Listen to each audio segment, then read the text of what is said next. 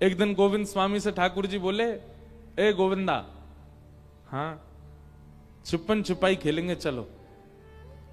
और सबको दर्शन देने के बाद जैसे मंदिर बंद करने का समय आया, दोपहर में मंदिर बंद होते हैं हमारे ब्रज में।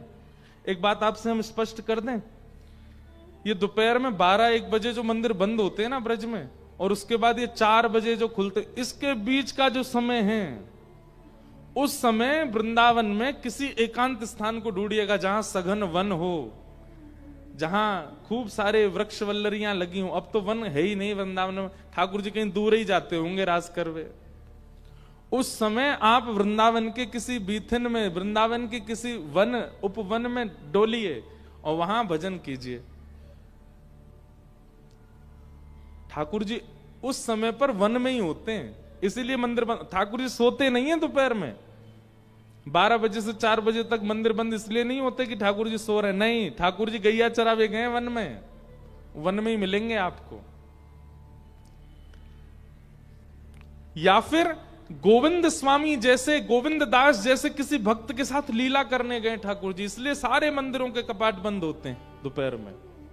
वही समय है ठाकुर जी के रास का। तो गोविंद दास के साथ ठाकुर जी छुपन छुपाई खेलवे गए।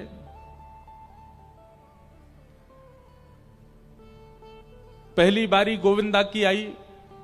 गोविंदास बोलो, लाला मैं 10 तक गिनती गिनूंगो, तुम छुप जाओ, मैं ढूंढूंगो। ठाकुर जी बोले, हाँ ढूंढ लो। गोविंदास 1 2 3 4 ऐसे गिनने लगे।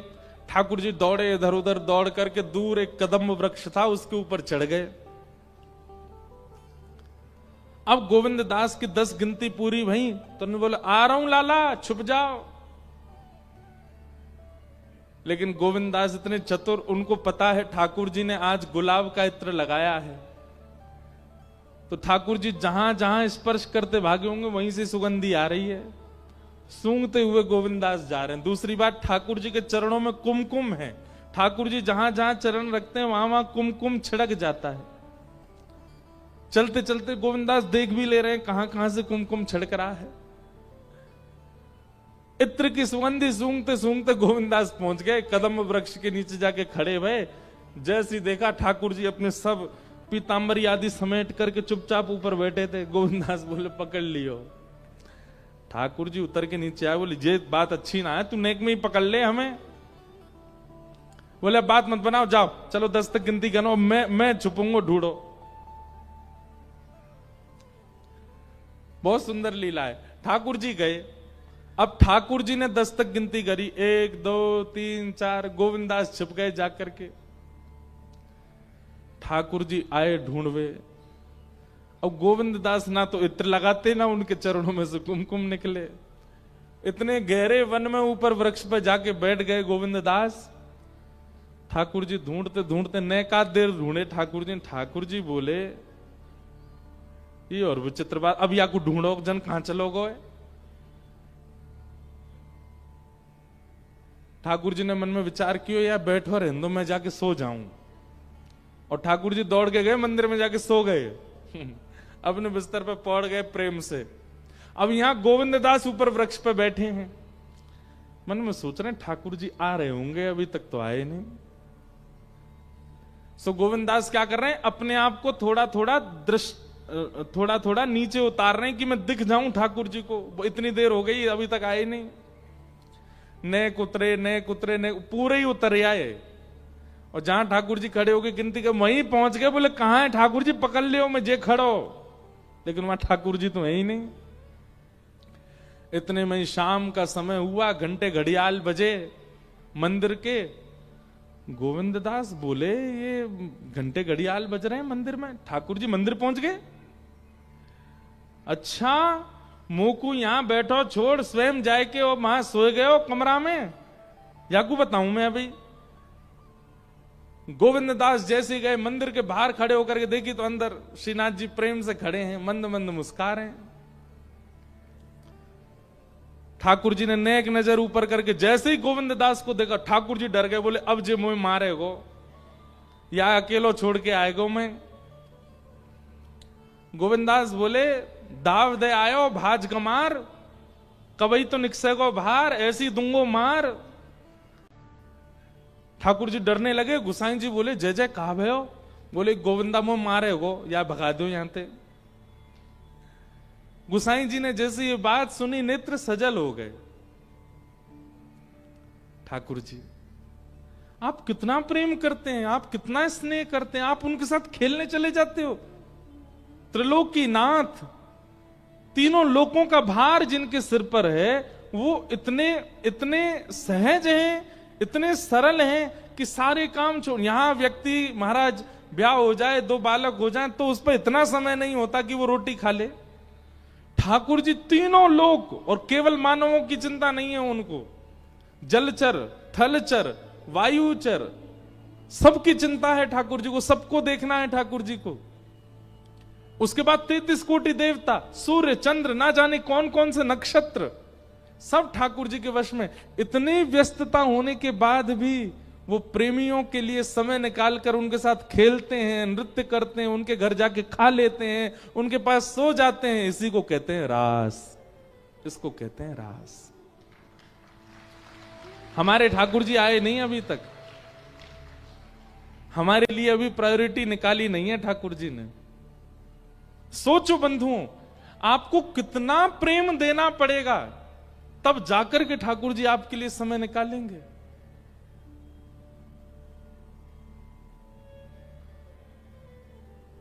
कितनी लीलाएं हैं। एक कृष्णदास जी की लीला है, इसमें सुनाता हूं कभी कभी कथा में। उन्होंने कहीं कथा में सुना, और ये महाभारत में ऐसा लिखा है कि अगर कोई व्यक्ति बेनागा बिना एक दिन भी छोड़े 12 वर्ष तक एक नियम का पालन करेगा, तो 12 वर्ष बाद उस नियम के प्रभाव से वो जो चाहेगा वो उसको मिल जाएगा। कोई भी एक सद नियम 12 वर्ष तक करना है, एक दिन भी आपकी छुट्टी नहीं होनी चाहिए उसमें। आपकी छुट्टी हो उसकी पूरी जिम्मेवारी ठाकुर जी रखेंगे। ऐसी ऐसी व्यवस्था कर देंगे कि आपका नियम पूरा ही नहीं हो पाए, लेकिन आपको फिर भी करना है। तो कृष्णदास जी नियम करते थे। उन्होंने नियम ले लिया ठाकुर जी को माला पहनाने का। बोले मैं रोज माला पहनाऊंगा ठाकुर जी है, और 12 वर्ष बाद मेरी एक ही इच्छा है कि 12 वर्ष तक मैं माला पहनाऊंगा, लेकिन 13वें वर्ष के पहले दिन ठाकुर जी को आना पड़ेगा मेरे पास माला पहनवे, मैं नहीं आऊंगा। नंदगांव में रहते थे, रोज माला बनाते और रोज लेकर के नंदगांव में ऊपर ठाकुर जी को पहनाते। बारिश हो, गर्मी हो, जाड़ा हो, बुखार हो, पीड़ा हो, कुछ भी हो जाए, लेकिन उनकी माला बेनागा रोज पहनाते।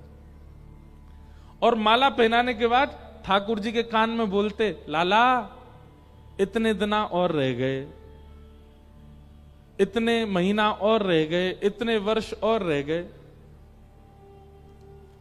मेरी इच्छा पता है ना लाला, और कछु ना चाहिए, बस 13वें साल के पहले दिन तू आए जाइयो तो माला पहनाऊंगा वहीं अपनी कुटिया पे। 12 वर्ष पूर्ण होने लगे।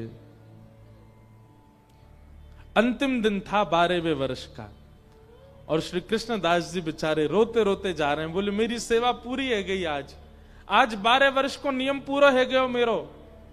ठाकुर जी के गले में माला पहनाई और कान में बोले लाला अब मेरी सेवा पूरी होगी, अब मैं ना आऊंगो, अब तू आइयो मेरी कुटिया पे।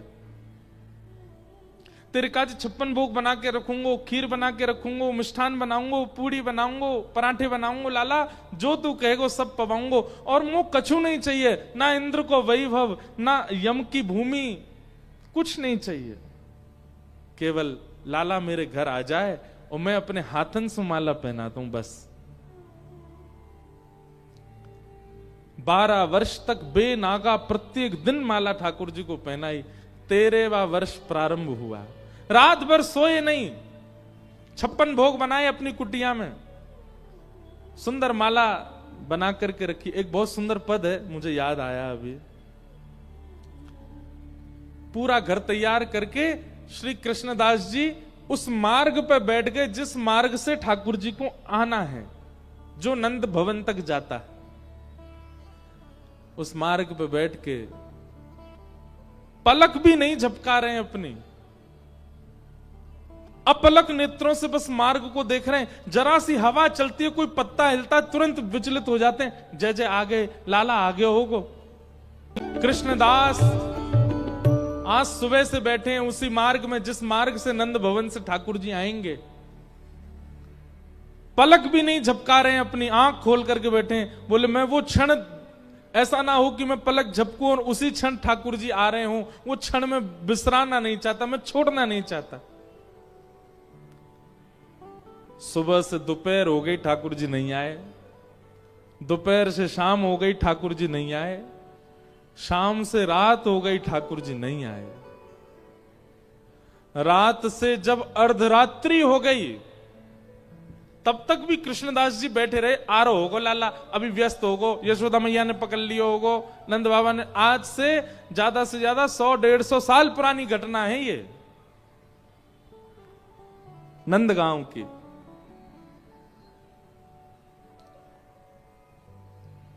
ठाकुर जी नहीं आए। जब आधी रात हो गई, 13वें वर्ष का दूसरा दिन प्रारंभ होने लगा। पहला दिन तो निकल गया, बस अभी प्रारंभ होने में 1-2 घंटे बचे हैं। कृष्णदास जी बोले जे नहीं आवेगो। अरे मैंने गलती कर दी, 12 साल निकाल दिए या की आश में। मुझे कहा पतो, मुझे तो पहले तो पतो ये 1 नंबर को छलिया है, और ये तो बात को पक्को ना है। ब्रजवासी ने कह के गए परसों आ जाऊंगा, बरसों तक लौट के नहीं आयो। मैंने कौन के चक्कर में 12 वर्ष अपने व्यर्थ कर दिए। अरे कौन की कथा सुन के आए गए मैं, वहां में मैंने सुन ली 12 वर्ष नियम करने मोए। आज मैंने 12 वर्ष तक ना धूप देखी, ना ताप देखी, ना बारिश देखी, ना बीमारी देखी। रोज गयो माला पहनावे, और कछु मांगी तो है ना, कोई इंद्र की संपत्ति मांगी हो, ब्रह्मा को लोक मांगो हो, कछु तो मांगो नहीं, केवल इतना ही तो मांगो मेरी कुटिया में आ जाइयो। नहीं आयो। हमारे ब्रज के लोग ऐसे ही हैं, जब गुस्सा आवे ना तो तू तड़ाक पे ही आ जाए। और हमारे ब्रजवारे प्रेम में भी तू तड़ाक में ही आ जाएं। 2 स्थितियां ब्रजवासी की, बहुत प्रेम में आ जाएंगे तो भी तू तड़ाक पे आ जाएंगे, और बहुत क्रोध में आ जाएंगे तो भी तू तड़ाक पे आ जाएंगे। अगर ब्रजवाले आपसे आप करके बोल रहे हैं तो समझना ना तो इनको हमसे प्रेम है, ना इनको हमसे बैर है। अगर वो प्रेम या बैर में होंगे तो सीधे तू पे ही आएंगे।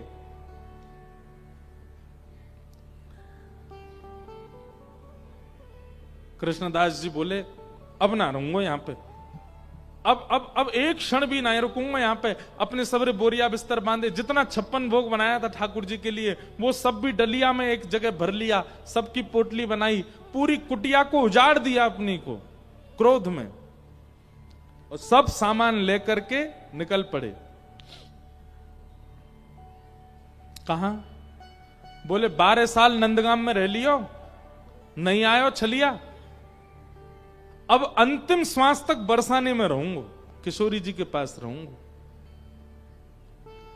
नंदगांव से बरसाना इतना दूर है, 7 किलोमीटर, पता ही नहीं चलती कब पहुंच गए। 7 किलोमीटर भी नहीं है।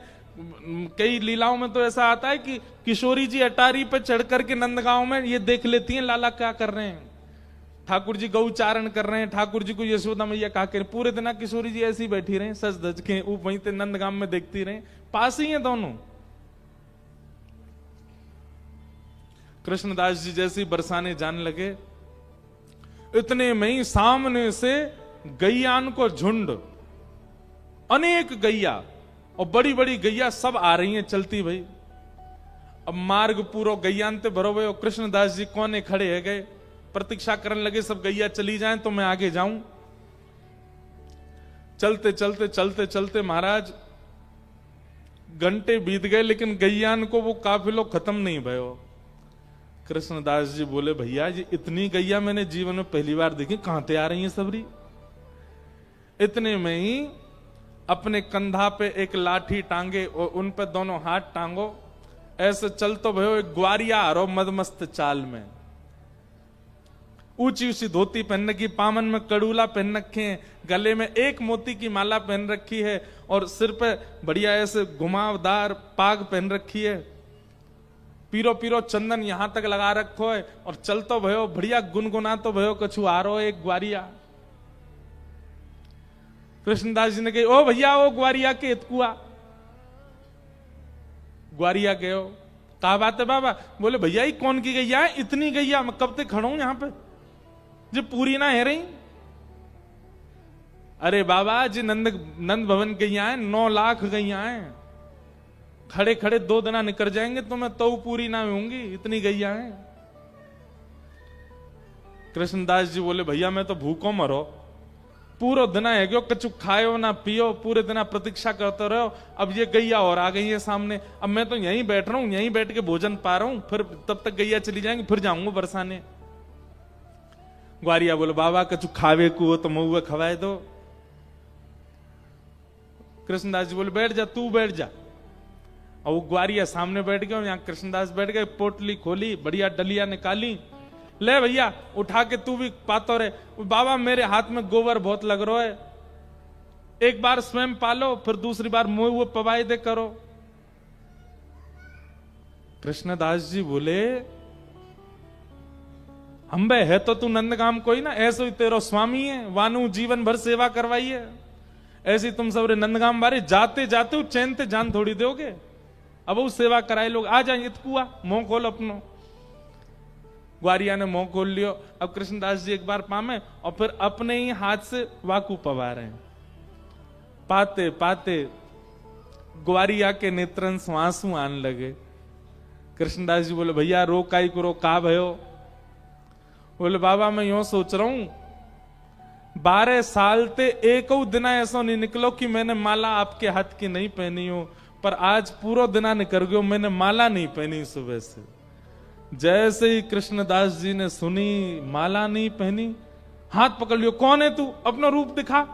तुरंत त्रिभंग लली श्याम सुंदर प्रकट है गए ग्वारिया के रूप में।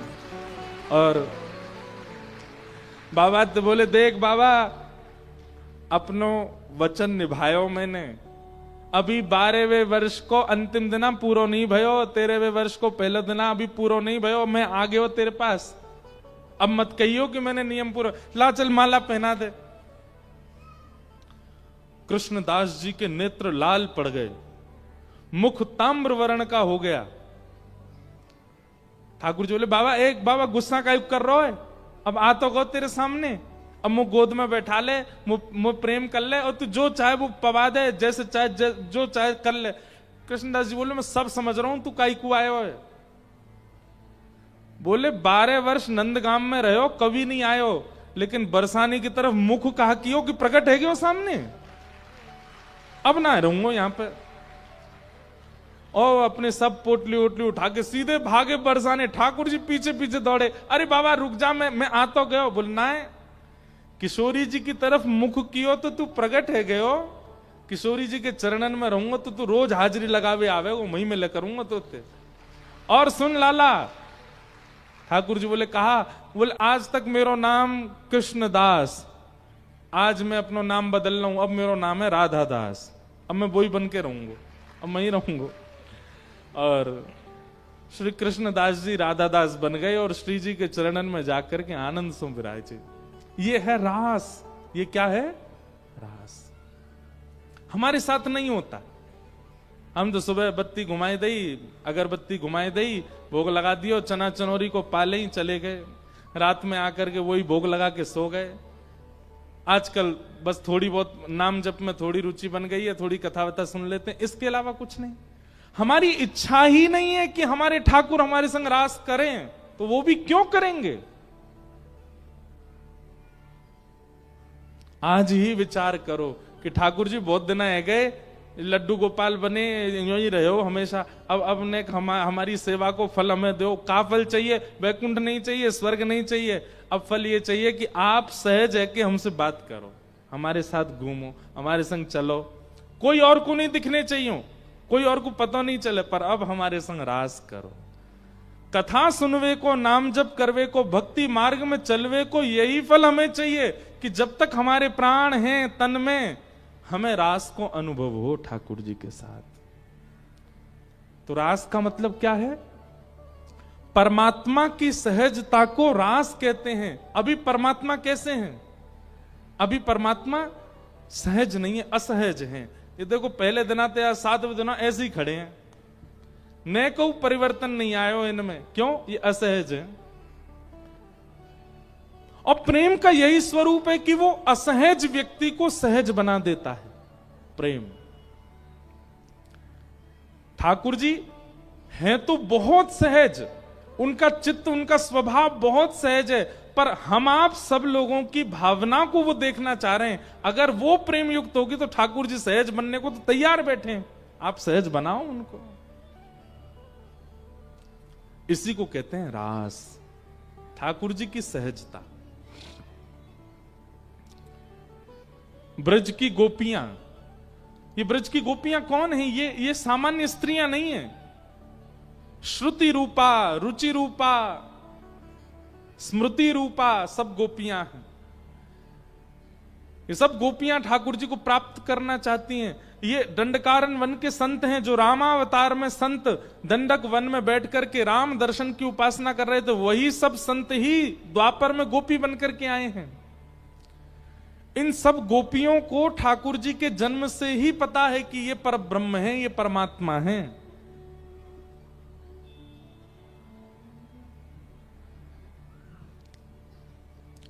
ज्यों ज्यों ठाकुर जी बड़े हो रहे हैं, त्यों त्यों गोपियों के मन में भाव आ रहा है कि नाथ अब कब अपने आप को हमें प्रदान करोगे, कब तक और प्रतीक्षा करनी पड़ेगी। एक दिन ठाकुर जी ने सब गोपियों को आश्वासन किया, देखो संसार ये जानता है कि मैं ब्रज को लाला हूं, तुम सब गोपी हो, पर मैं ये जानता हूं कि आप सब अनेक ऋषि हो जो अनेक वर्षों से मेरी प्रतीक्षा कर रहे हो, और मैं परमात्मा हूं। अब ये परमात्मा और जीवात्मा के मिलन का समय दूर नहीं है। आगामी शरद पूर्णिमा को हम आप सबके साथ रास विहार करेंगे। गोपियां प्रतीक्षा कर रही हैं शरद पूर्णिमा की। हमने एक कथा में बताया था ठाकुर जी ने शरद पूर्णिमा ही क्यों चुनी। सब लोग इधर देखो, बहुत सावधानी से सुनो।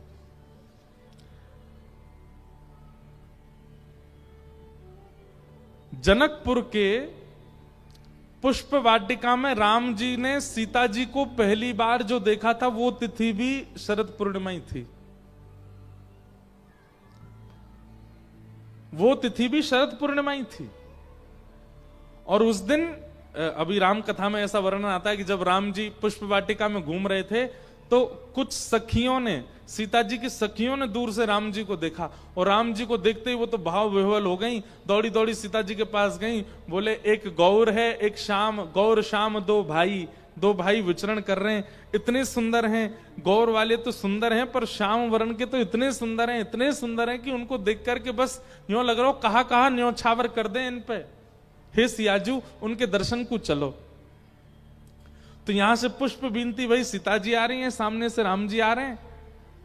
तो उस समय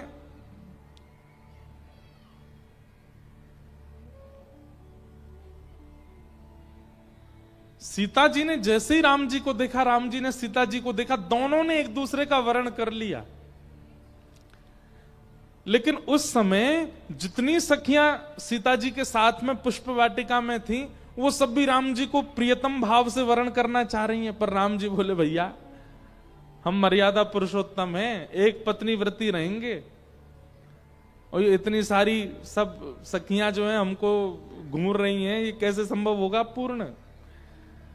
तो मानो इशारों में राम जी ने उन सखियों को भी आश्वासन दिया, अभी आप चिंता मत करिए, अभी तो हमको सीता जी का ही होने दीजिए, पर द्वापर में जब हम कृष्ण बन करके आएंगे तब आप सब ब्रज की गोपी बन के आओगे, और आप सबके प्रति वही भाव जो एक प्रिया प्रियतम का होता है, वैसा भाव हम प्रकट करेंगे। अच्छा, एक बात हम स्पष्ट करना चाहते हैं, रास बिहार की चर्चा सुनकर के आप संसारी काम भाव को यहां प्रवेश मत कराइएगा, नहीं तो बहुत बड़ा अपराध हो जाएगा।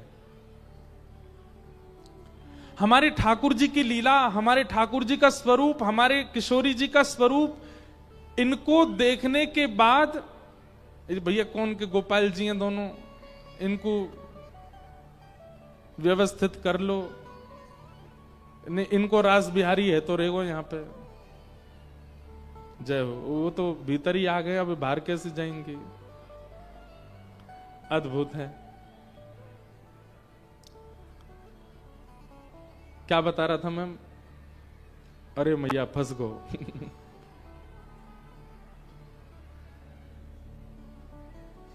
ये भीतर घुसी कैसे नीचे से? बैठ जाओ। क्या बता रहे थे? बोल वृंदावन बिहारी लाल की। बच्चे भी कितने उद्यमी होते, बताओ। सर वेर घुमा के घुसा दिया भीतर बैरिकेटिंग में, अब बाहर नहीं निकल पा रही थी। रास श्रीमद् भागवत का सबसे सेंसिटिव प्रसंग है ये। अगर इसमें चूक गए आप तो आपके मन में कई प्रश्न प्रकट हो जाएंगे जिनका समाधान आपको नहीं मिलेगा। इसलिए बहुत सावधानी से सुनिए। किशोरी जी का रूप, ठाकुर जी का रूप, ये तो ऐसा रूप है जिसको देखने के बाद अगर किसी के चित्त में काम हो तो काम नष्ट हो जाता है। क्योंकि हम लोगों ने संसार के फिल्म बहुत देखी है ना, संसार के सिनेमा देखा है, इसलिए हमको प्रेम की बात होते ही वही दिखाई देता है।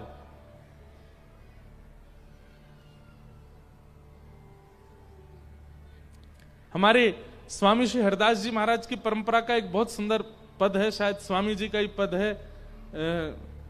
ज्यों ज्यों देखूं तेरो मुख त्यों त्यों नयो नयो लागे। स्वामी जी कोई पद है ना। स्वामी श्री हरदास जी महाराज कह रहे हैं, ठाकुर जी किशोरी जी से कहते हैं, हे राधा रानी, मैं जब जब आपकी ओर देखता हूं तब तब आप नई नई लगती हो।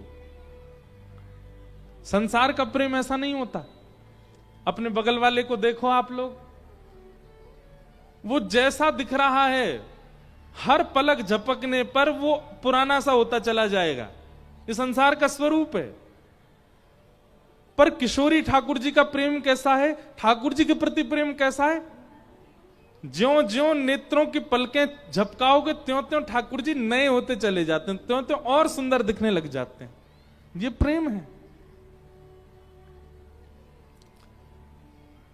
तो ये समस्त दंडकारण्य वन के संत, जनकपुर की सब सखियां जो ठाकुर जी को देख करके मोहित हो गई थी, वही सब ब्रज की गोपी बन करके आए। और आज शरद पूर्णिमा का चंद्रमा जैसे उदित हुआ, ठाकुर जी की आयु अभी है 7.5 वर्ष। कितनी?